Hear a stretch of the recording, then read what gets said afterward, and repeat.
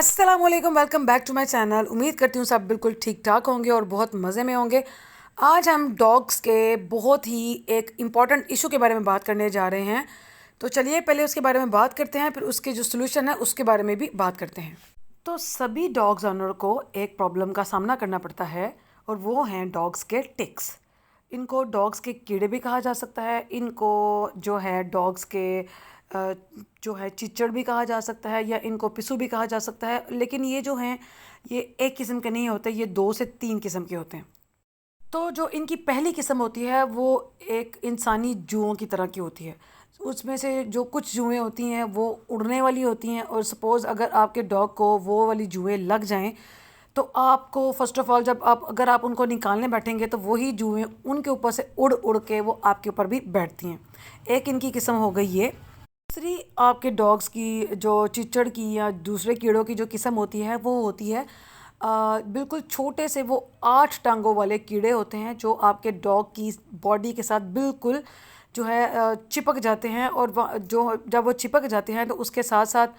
पहले तो वो उनका खून जो है वो सक कर करके वो बड़े होते हैं, और बड़े होने के साथ साथ जब वो थोड़े से बड़े होते हैं तो उनके साथ एक और कीड़ा भी जन्म लेता है जिसको टिक कहा जाता है।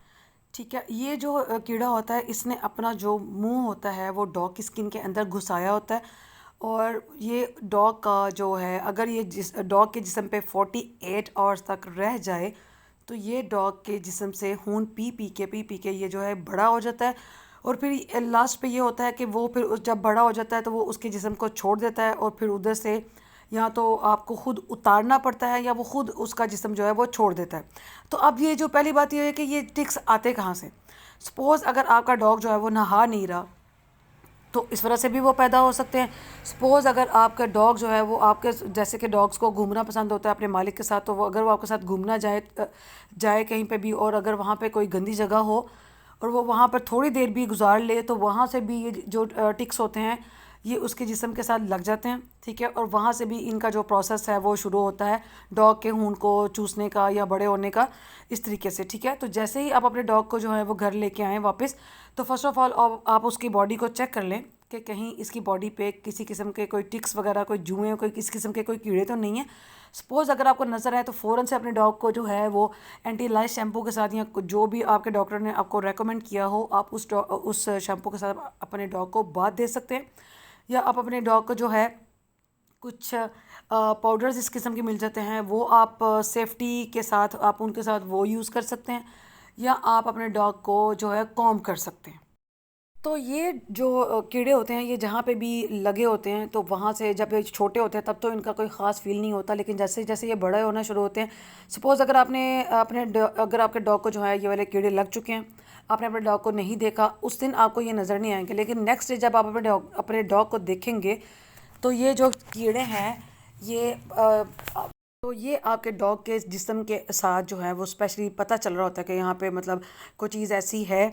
कि जो है ना मतलब लगी हुई है। तो आपको या तो अगर आपके डॉग के जो बाल हैं वो लंबे हैं फिर तो आपको इतना खास पता नहीं चलेगा, लेकिन अगर आपके डॉग के जो बाल हैं वो छोटे हैं तो फिर आपको जो है वो फील होगा कि बाकी यहाँ पे टिक्स जो हैं वो लगे हुए हैं।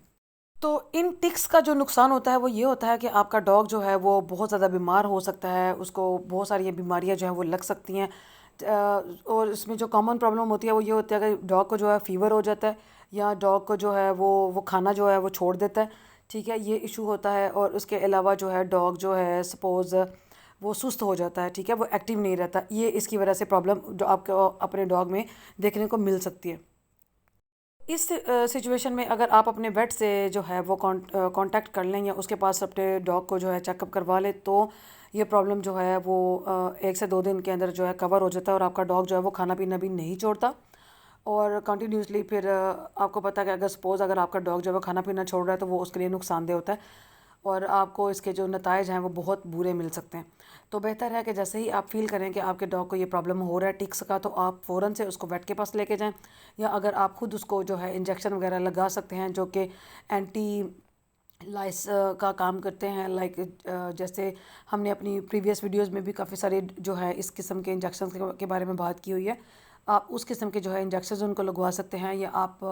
कोई ऐसा स्प्रे मिलता है जो आप अपने डॉग के बॉडी पे करें और उसको तकरीबन 1 घंटे तक के लिए लगा रहने दें, उसके बाद उसको वॉश कर लें उसको जो है नहला लें तो फिर भी ये प्रॉब्लम जो है वो काफ़ी हद तक उसके ऊपर कंट्रोल किया जा सकता है। और इस सिचुएशन में जो है हमें जो मतलब जो डॉग ऑनर होता है उसको जो प्रॉब्लम फेस करनी पड़ती है वो ये होती है कि उसके जो डॉग के जो कीड़े होते हैं वो डॉग की बॉडी के साथ जब तक वो छोटे होते हैं वो तो लगे रहते हैं, लेकिन जब वो उतरते हैं वहाँ से तो फिर वो आपके घर में, आपके सहन में, आपकी दीवारों पे आपको जो है वो चढ़ते चलते फिरते नज़र आते हैं, जो कि बड़ी एम्बेरसमेंट की बात होती है। तो इस वजह से कोशिश ये करी की जाए कि ना आप अपने डॉग को वैक्सीनेशन प्रॉपर्ली दें और उनको टाइमली जो है नहलाएं, ताकि आपको ये प्रॉब्लम जो है आपको भी इसका सामना ना करना पड़े और आपका जो डॉग है वो भी हेल्दी रह सके। और अब हम बात करेंगे कि ये जो टिक्स होते हैं या जो भी दो तीन किस्मों के जो मैंने आपको डॉग्स के कीड़े बताए हैं ये कहाँ पे पाए जाते हैं। तो फर्स्ट ऑफ ऑल जो है ये आपके डॉग के जो उसको सबसे ज़्यादा सेफ जगह लगती है वो लगती है आपके डॉग का कान। कान के अंदर भी हो सकता है, कान के बाहर भी हो सकता है। एक जगह इसकी हो गई ये।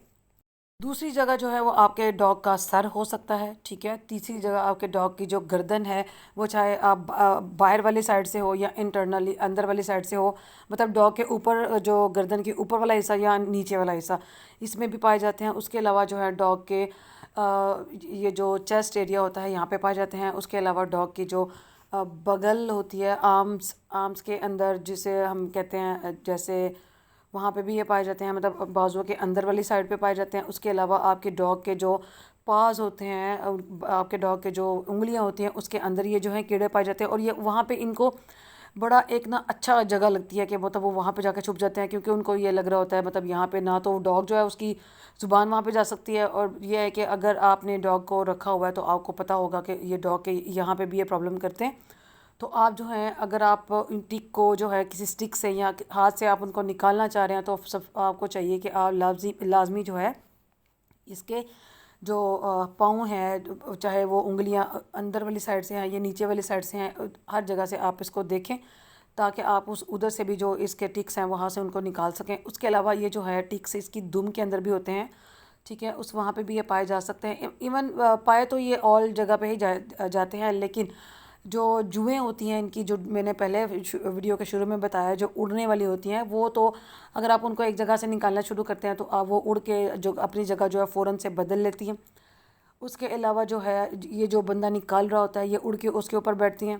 तो अगर आप पानी के अंदर भी इनको रखेंगे तो वो भी आपको कोई ख़ास फ़ायदा नहीं देगा। और ये अपना पर्सनल एक्सपीरियंस आपके साथ शेयर कर रही हूँ। अगर आपके डॉग को ये प्रॉब्लम हो गया है, अगर आपके डॉग को जो है उड़ने वाली जो जुएँ हैं वो लग चुकी हैं, तो फर्स्ट ऑफ़ ऑल तो डॉग की जहाँ पे वो सो रहा है, जहाँ पे वो रह रहा है, जो चीज़ आपने उसके नीचे बिछाने के लिए दी हुई है, या जो चीज़ वो आप उसको उसके ऊपर लेने के लिए, मतलब अगर सर्दियाँ हैं, अगर आप उसको कोई कंबल दे रहे हैं या कोई भी चीज़ अगर आप उसको दे रहे हैं, फ़र्स्ट ऑफ़ ऑल आप उसकी जो है सफाई का ख्याल रखें। दूसरा जो है आप उसको जो है टाइमली उसको सर्दियों में हफ्ते में बेशक अगर आप चाहें तो 2 दफ़ा उसका नहला सकते हैं। गर्मियों में आप बेशक उसको रोज़ाना नहलाएं, कोई इशू नहीं है उसमें। और उसके अलावा जो है अगर आपका डॉग को ये इशू हो गया तो आप क्या करें, आप अपने पास थोड़ी सी जो है वो आग जला लें। और अगर आप जो है लोहे वाली जो कंघी है जो प्रेफर की जाती है डॉग्स के लिए, अगर वो यूज़ कर रहे हैं तो उसके साथ जैसे जैसे आप उनको फेर के आप लेके आएँ तो आप फ़ौरन से जो है ना उस कंघी को जो है उसकी आग के ऊपर जो है झाड़ें, क्योंकि ये जो कीड़े हैं ये आग के अंदर जल के ही जो है वो मरते हैं, ये वैसे मरने वाले नहीं होते। क्योंकि जैसे ही पानी थोड़ा सा खुश्क होता है या पानी में से ये निकल के बाहर आते हैं तो ये फिर दोबारा से उड़ के आपके डॉग के ऊपर या आग के ऊपर दोबारा से बैठ सकते हैं। मेल डॉग की बात करें तो उनके जो सेंसिटिव एरियाज़ होते हैं वहाँ पे भी ये जो है टिक्स पाए जाते हैं, क्योंकि मोस्टली जो डॉग ओनर्स होते हैं वो डॉग को या आप ये कह लें कि थोड़ा शर्माते हुए वो उनको उस एरिया में जो है वो टच नहीं करते। तो या उसके अलावा अगर हम फीमेल डॉग की बात करें तो उनको भी ये प्रॉब्लम जो है ये सेम एरिया पे हो सकती है। तो बेहतर है कि जब आप अपने डॉग को जो है वो बाथ दें तो आप उसके जो प्राइवेट एरियाज़ होते हैं उनको भी इजीली जो है कोशिश करें कि उनको भी, अगर आप इजी है आपके लिए तो आप उसको वॉश करें। और वैसे ये जो इसके जो टिक्स होते हैं वो आपके डॉग के आँख के पास भी हो सकते हैं। आईलिड एरिया जो होता है जहाँ पे डॉग की पलके होते हैं ये वहाँ पे भी पाए जाते हैं।